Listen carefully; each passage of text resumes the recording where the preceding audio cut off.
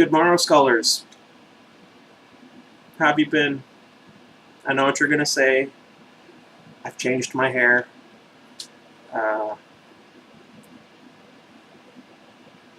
Before I cut it, it had gotten just past my shoulders. But let's be honest, we're not really here for, beauty tips. Well, certainly not for me, anyway.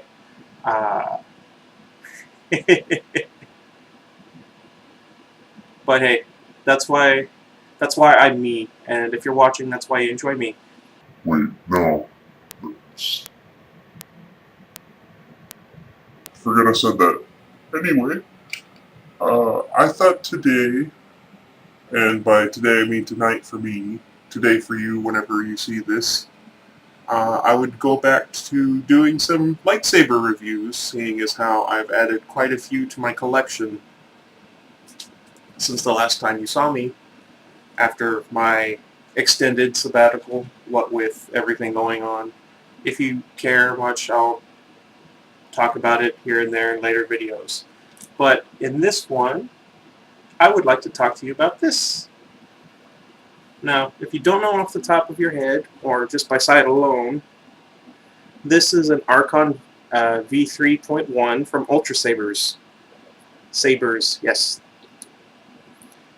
Now, I tried to get this as close as I could to looking like Obi-Wan Kenobi's lightsaber by, coloring here and then coloring here and adding some stuff.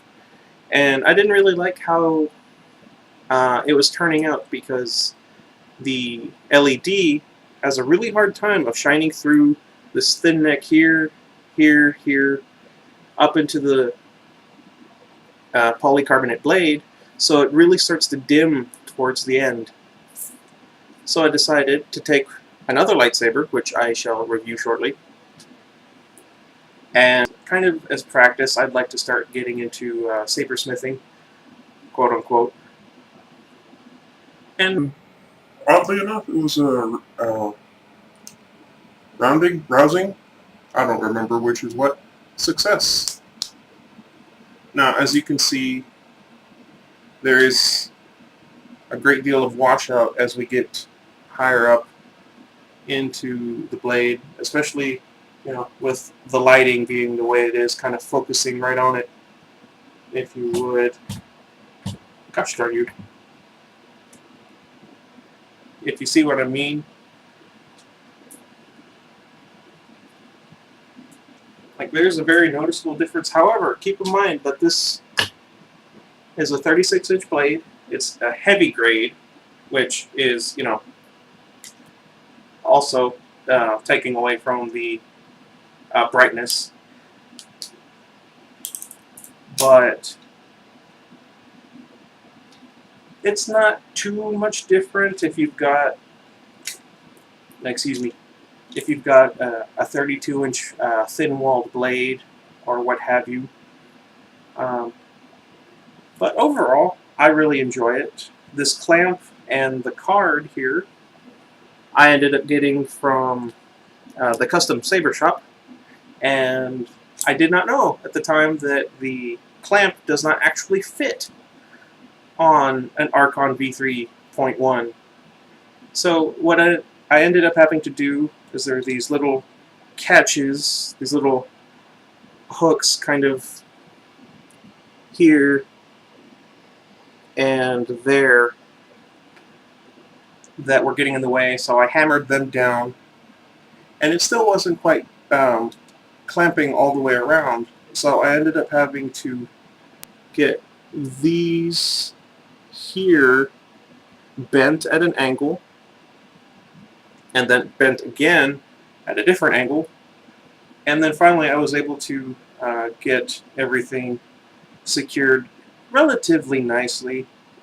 If you notice here, the bar on one side is missing on the other, and I have this little bit rubber banded down to keep it from flapping around.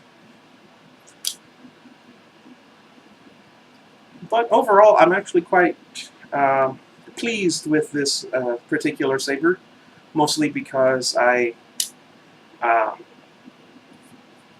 put in a Tricree green LED module that I had from a lightsaber given to me by my friend Charlie, whom you've seen me duel with in a few videos here and there. And I changed out the battery pack using an 18650 battery instead of the previous 4 AAA batteries. Ooh, it's hot in here. Anyway, that was actually a lot of fun for me. I was kind of surprised at how quickly I was picking up on how to do the soldering and whatnot. But yeah, let me know what you guys think. I jokingly refer to this as a Jake Skywalker's lightsaber after a comment made by Mark Hamill about The Last Jedi. And don't worry, we won't be getting into that one way or the other. Yes, what you just said, that is exactly how I feel about the movie. Or neither. I'm dumb. I'm as dumb as I've ever, always been. Anyway, it's got kind of a rough around the edges, junk, sort of, no offense, I love you, sort of build, mostly because it's all mismatch and everything. Like the D-ring I just took from my wallet keychain, whatchamacallit, and kind of hammered it through. But I really enjoyed working on it. I had a difficult time getting all the stuff the way I wanted it, and like even with the tricree, like I said, it still kind of dims out towards the end, but it's not that bad. I kind of like it. The effect on camera is not that great, but I kind of enjoy it in person. If I had found the thin wall blade, I'd show you with that one. Maybe it'll make a cameo in a later video. Another thing is, you got to be careful, since it's a thin-necked saber. You can kind of feel like sometimes it feels like it's going to come loose because the blade doesn't sit very deeply into the emitter. See, that's not a whole lot of space. So it kind of feels like it'll come flying out at you. Another thing is, because of the way it's constructed, there's not a whole lot of room for one to wield with. So that's another thing you gotta kind of keep in mind.